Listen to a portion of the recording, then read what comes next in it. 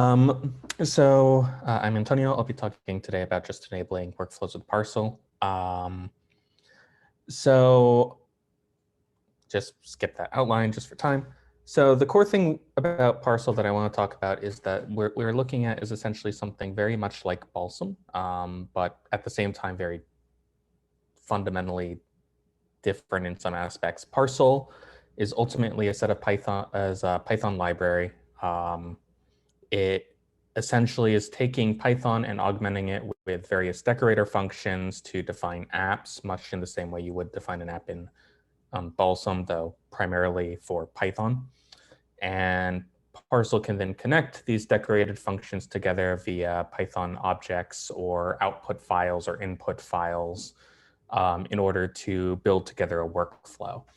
Parsl does much of the hard work of determining what connects to what because it's all being done in Python. But ultimately, it's basically just decorating Python functions. Parsl will then also run a work manager, which will execute these tasks, potentially scaling you up to thousands of compute nodes. In particular, we have scaled up to 4,000 nodes on Theta at one point, so we can trust it at least up to that much. Though obviously we're going to need to scale more in the future potentially. So the installation of Parsl on Theta is straightforward. Admittedly, I did not test it on other resources for this demo, but you will just need to load a Miniconda module. It contains all the Python 3 information you need, and Parsl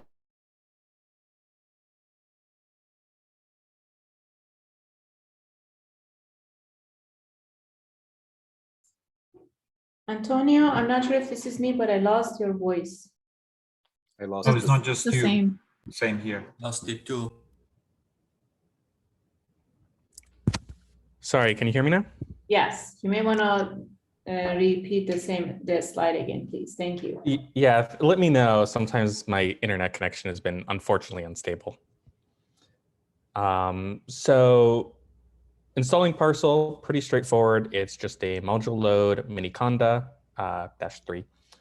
That's basically bringing in Python 3.5 or higher. I think 3.8 in this case specifically, but we just need Python 3.5. For ease of this demo, we're using pip install -- user Parsl. This makes a local installation of Parsl in your user directory. And additionally, you can use a pip install of Parsl Monitoring to get some additional monitoring tools as well. That's all you need to do to run Parsl. It's pretty straightforward. This particular setup does require a couple of small things I'll point out, but you can also avoid even those small things by doing cloning if you really want.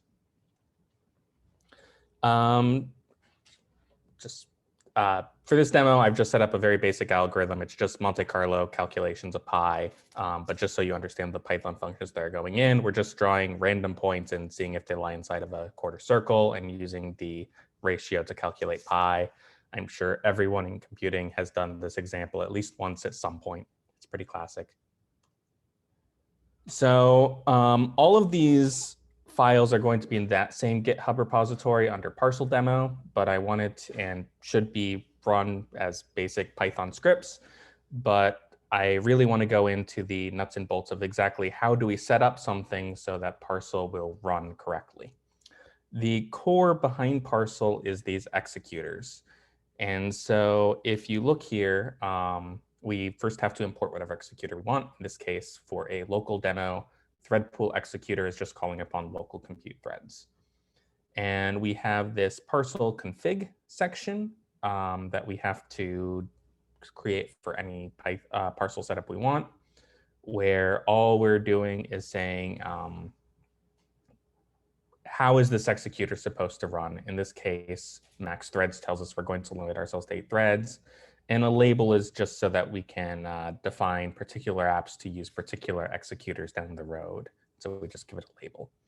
And then Parsl loads that configuration file or configuration, which could be a separate file, but in this case is just straight in the code. And now it knows how it expects to be running all Python or all Parsl apps that are defined. And so the next step is just how do these decorators work? It's really a pretty straightforward thing. You just import this first line here, which imports the Python app decorator, and you put the decorator ahead of any Python function you would like to run as a Parsl app. So in this case, we label it with a specific executor to use. That isn't necessary, but it's a nice way to benefit from it. By default, it'll just use every executor that's available to it. And then we just have this, quick estimate pi code. One note I will make is this import numpy as np is in the defined function. I didn't have to use numpy, but for purposes of this demo, if you are importing a library for your Python function, it needs to be inside the function itself, just because Parsl is sending this task off to other workers that necessarily have not imported everything at the start of the script. So any particular libraries that need to be imported do need to be in the functions themselves.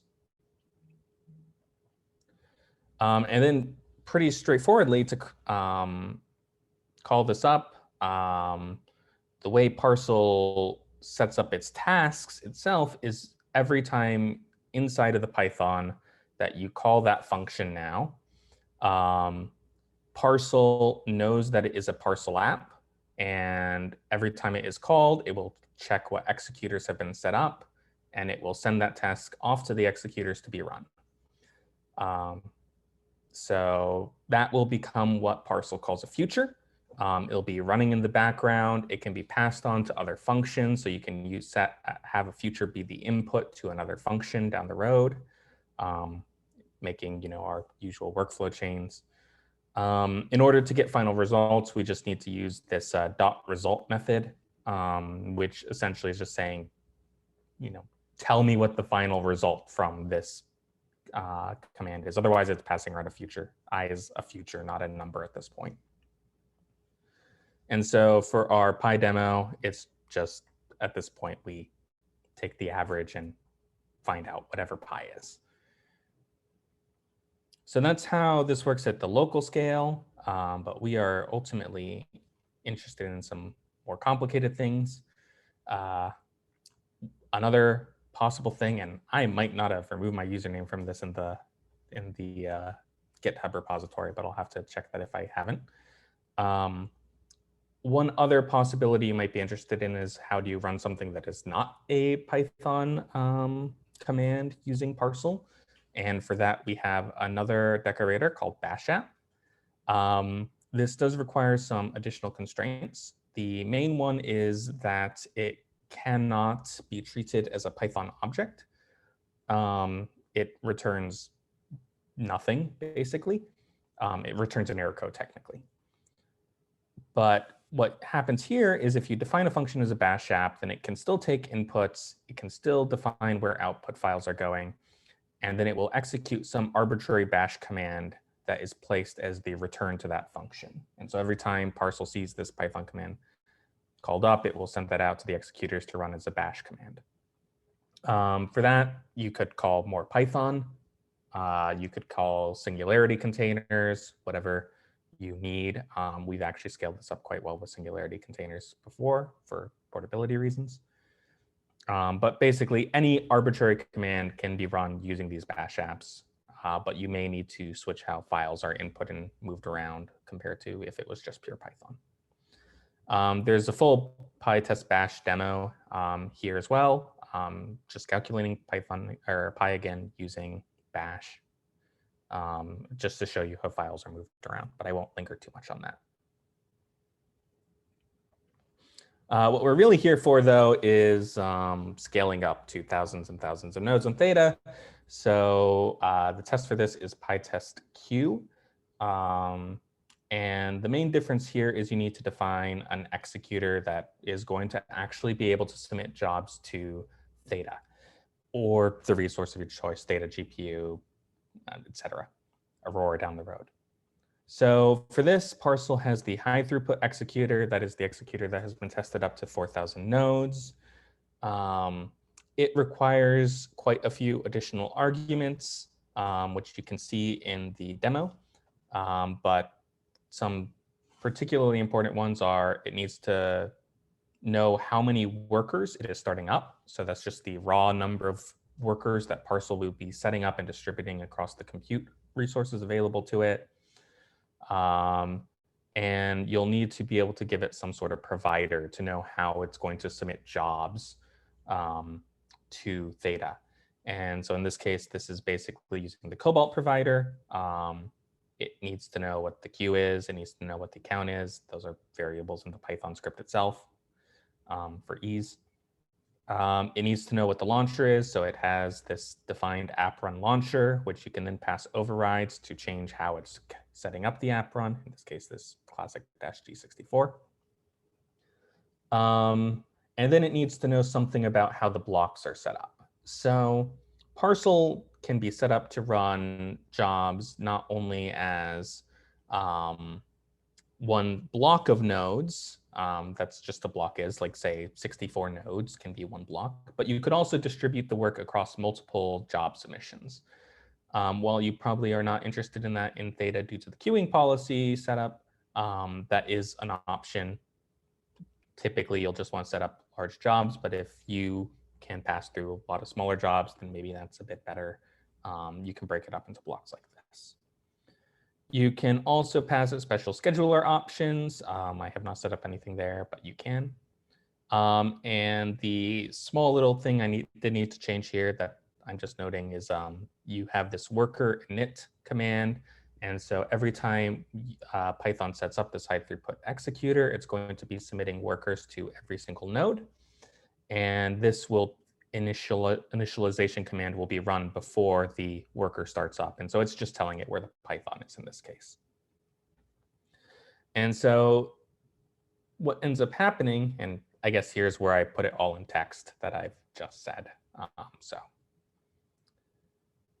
when you run this command, now it's going to be doing a similar sort of loop over calling estimate pi over and over again and sending out those commands to the workers. But the difference here is that when you run this command, it's actually going to submit a job to Theta, wait for those resources to be allocated, make a connection between this Python driver PyTest queue and these resources, start up on workers on every single compute node, and then start passing the tasks back and forth. And so that allows you to use Parsl to run commands on Theta, on compute resources. I do recommend using this on screen because you want to have the Parsl driver needs to be running this entire time. And if you don't screen and you close your terminal or your connection is lost for any reason, you will have to reconnect the driver manually, which is kind of a pain. It's doable, but kind of a pain. As one final thing, I did want to note that we also have this PyTest monitoring section. This allows you to, when Parsl runs, maintain a SQLite monitoring database, which keeps additional information about all the jobs that are run.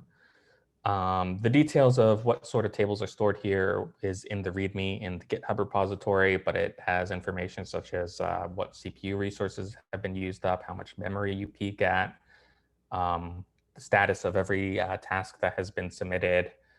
It's very useful. There's also a visualization tool that Parsl maintains that admittedly I cannot get working on Theta, so I'm not including it here, but it exists. But it's also just an SQLite database, so you can look over it with SQLite. And all that needs is in the Parsl configuration, you need this additional monitoring keyword. Monitoring hub is the default SQLite database set up by Parsl.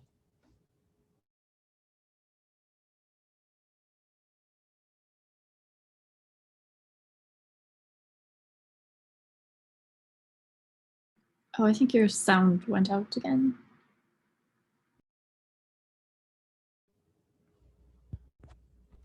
Sorry, can you hear me now? Yes. Connections. Where did it cut off? Just when you started talking on the slide about. Okay, that's not too bad then. So there's some additional Parsl documentation at their website if you want to look into all the various keywords that are associated with some of these commands, and some additional tutorials as well if you want to see some more complicated workflow setups. And if you have any questions, don't hesitate to reach out. I'll be on the workflow Slack and available. Thanks for listening. That's what I had on Parsl. The demos should speak for themselves, and hopefully they run straightforward as soon as the theta allocation is fixed.